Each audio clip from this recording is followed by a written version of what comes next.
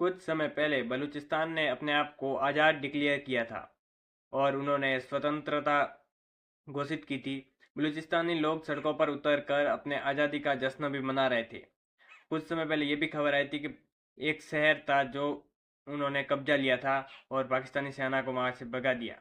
वहां के जो अधिकारी थे उनको भी मार दिया। और जैसे ही बलूचिस्तान की आज़ादी की खबर दुनिया तक पहुंचने लगी, बलूचिस्तान ने कई पाकिस्तानी सैनिकों को भी मार गिराया। तो अब पाकिस्तान उनकी आवाज़ को दबाने के लिए एक मिशन लॉन्च किया है, ऑपरेशन डस्ट जोन।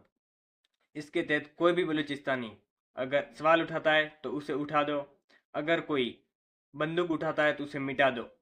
मतलब बलूचिस्तानियों का सफाया करना इसका मकसद है। चीन और पाकिस्तान के बीच एक मीटिंग भी हुई थी जिसके तहत यह फैसला लिया गया है। अभी कुछ समय पहले चीन ने बलूचिस्तान से भी बात करने की कोशिश की थी डायरेक्टली, लेकिन बलूचिस्तान नहीं माना और इस काम में पाकिस्तान की मदद कर रहा है चीन। इस ऑपरेशन के दौरान चीनी और पाकिस्तानी अफसरों की मीटिंग भी हुई है, क्योंकि चीन अपना ग्वादर पोर्ट बचाना चाहता है, अपना सी पैक बचाना चाहता है। क्योंकि बलूचिस्तानी लोग नहीं चाहते कि सी पैक पूरा हो, क्योंकि सी पैक से उनको खतरा है कि उनकी ज़मीनें छीनी जाएंगी, उनका हक छीना जाएगा और उनके रोजगार। इसलिए वो हमेशा चीनी नागरिकों और जो भी चीनी इंजीनियर होते हैं उनका खात्मा कर देते हैं। तो अब चीन पाकिस्तान के साथ मिलकर बलूचिस्तानियों का खात्मा करना चाहता है। पाक आर्मी का कहना है कि बीएलए के लोग आतंकवादी है और वो बीएलए के नाम पर पूरे बलूचिस्तान को खत्म करना चाहता है। चीन ने पाक को सैटेलाइट इंटेलिजेंस दिए, ड्रोन्स दिए और साथ ही साथ हाई टेक्नोलॉजी सैटेलाइट भी दिए, जिसके जरिए पाकिस्तान रात में भी एकदम साफ मूवमेंट देख सकता है बलूचिस्तान की। इसके साथ ही बलूचिस्तान विधानसभा ने एक बिल पास किया है, एंटी टेरर बिल। इसके तहत कोई भी बलूचिस्तानी व्यक्ति शक के आधार पर उसको सेना गिरफ्तार कर सकती है और 3 महीने तक हिरासत में रख सकती है बिना कोर्ट में पेश किए। इस नियम को बलूचिस्तानी लोग काला कानून कहते हैं, क्योंकि काला कानून अंग्रेजों के समय में भी भारत में लाया गया था। इसके तहत अंग्रेज भारत के किसी भी व्यक्ति को शक के आधार पर गिरफ्तार कर सकते थे, जिसकी कोर्ट में कोई सुनवाई नहीं होती थी। और उस काले कानून के विरोध में हमारे भारतीयों ने बहुत सारे आंदोलन किए थे। उसके बाद उस काले कानून को वापस ले लिया गया था। अब वही काला कानून फिर से बलूचिस्तानियों पर लागू हुआ है। इस कानून के तहत बलूचिस्तानियों को डर है कि इसका गलत इस्तेमाल किया जाएगा।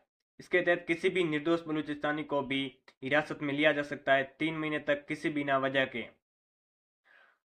और अगर ऐसा हुआ और नरसंहार हुआ तो इसमें भारत जरूर कूदेगा और फिर से युद्ध होगा। सिंध और बलूचिस्तान, खैबर पख्तूनख्वा और पीओके, इन सब में प्रोटेस्ट हो रहे हैं। और पाकिस्तानी सरकार ने अभी एक बजट में कटौती की है बलूचिस्तान के, और कराची से क्वेटा तक हाईवे के बजट में बढ़ोतरी की है, क्योंकि सेना की आवाजाही के लिए आसानी हो। सेना के लिए बजट में बढ़ोतरी की है और आम लोगों के लिए उसमें कटौती की है। इससे भी बलूचिस्तानी नाखुश है। इसमें बलूचिस्तानी आंदोलनों ने और भी जोर ले लिया है और पाकिस्तान उसको दबाने की भी भरपूर कोशिश कर रहा है। और चीन अपने ग्वादर पोर्ट और सी पैक को बचाने के लिए हर संभव प्रयत्न करेगा बलूचिस्तान की आवाज़ को दबाने के लिए। वो पाकिस्तान की हर तरह से मदद कर रहा है। पाक ने बीएलए को और बलूचिस्तानी जो समर्थक है, जो लड़ाकू है, उनको आतंकवादी घोषित किया है, क्योंकि बलूचिस्तान की जनता उनको चंदे के रूप में पैसा दे रही है ताकि वो और हथियार खरीदे और आज़ादी की लड़ाई आगे ले जा सके। पाकिस्तान ने बलूच लड़ाकू को और वहाँ के और भी जो लोग हैं जो अपने आज़ादी के लिए आवाज़ उठा रहे हैं, उनकी आवाज़ को दबाने के लिए जितने लोग हैं उनकी लिस्ट भी बना ली है, जिनमें 300 के करीब लोग हैं, जिनमें स्टूडेंट है और बड़े पत्रकार हैं और भी वहाँ के लड़ाकू हैं। उनकी लिस्ट के तहत उनको गिरफ्तार करना है और कई लोगों को गिरफ्तार कर भी लिया जा रहा है। वहाँ महिलाएं और बच्चों को गायब कर दिया जा रहा है। पाकिस्तान की खुफिया एजेंसी आईएसआई ने पूरी कोशिश कर रही है बलूचिस्तानियों को पकड़ने की, किसी भी संदेह के आधार पर वो गिरफ्तार भी कर सकती हैं। बाकी आपको क्या लगता है, अपनी राय कमेंट्स में ज़रूर बताना। क्या बलूचिस्तानियों के साथ सही हो रहा है या भारत को उनका साथ देना चाहिए या नहीं देना चाहिए? अपनी राय कमेंट्स में ज़रूर बताना। मैं मिलता हूँ आपसे नए वीडियो में, तब तक के लिए जय हिंद, जय भारत।